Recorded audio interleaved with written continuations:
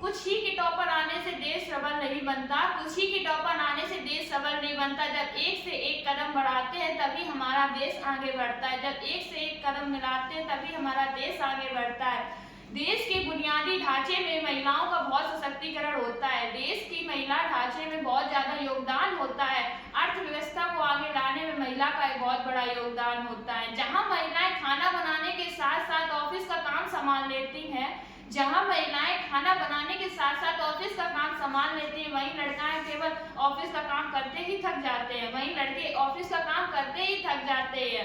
बोलते बोलते समय बीत गया, बोलते बोलते समय बीत गया, सदी दूसरी आई तीसरी आई, लेकिन महिलाओं के आगे आने के साथ साथ कुछ महिलाएं अभी भी पिछड़े वर्ग में पीछे ही रह रही हैं। उन्हें पढ़ाई से कोई तात्पर्य ही नहीं है।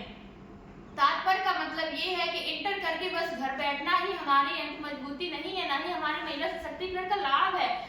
महिलाओं को सशक्तिकरण का लाभ जब है जब हमारी महिलाएं कुछ न किसी पद पर पहुंचे, अपने सेल्फ डिफेंस के दम पर, अपने दम पर किसी न किसी कार्य में कार्यान्वित हो, तभी अपनी शादी के लिए किसी से दहेज लेने या देने की जरूरत ना पड़े, बल्कि खुद ही उन्हें देने और लेने वाले लोग आए।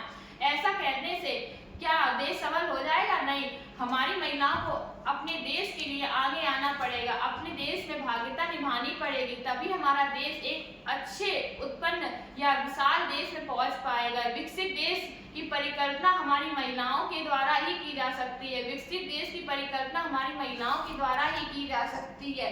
किसी राज्य या किसी देश में टॉपर बनना तो आसान है, लेकिन उसकी देश की अर्थव्यवस्था में आगे योगदान लाना बहुत बड़ी बात होती है। जितना हमारे आदमियों का हाथ होता है देश की विकासशील बनाने में, उससे ज्यादा कई गुना लाभ महिलाओं का होता है। वहीं हमारे स्वतंत्रता संग्राम की अगर बात कर ले, तो हमारे 80 से 70% अगर आदमी थे तो 30 से 20% महिलाएं भी आगे आई थी। माना ये औसत बहुत कम है, लेकिन उस समय वो आगे आकर ये उन्होंने साबित किया कि महिलाएं भी किसी से कम नहीं है। जीरो का आंकड़ा अगर हम 100 से करते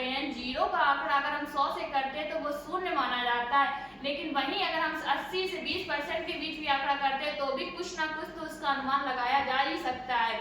इसी तरह देखते देखते हमारे कई ऐसे टॉपर निकल कर आए हैं, चाहे नीट टॉपर ले लें, चाहे IIT जी मेंस टॉपर ले लें, यहाँ तक कि सबसे बड़ी परीक्षा हमारे देश की UPSC टॉपर भी लड़की ही है। वहीं सबसे बड़ा पद प्रेसिडेंट ऑफ इंडिया का भी आज एक लड़की ही संभाल रही है। तिनका तिनका जोड़कर हमने हाथ मिलाए हैं, महिलाओं की एक एक सहभागिता से देश को विकसित बनाया है,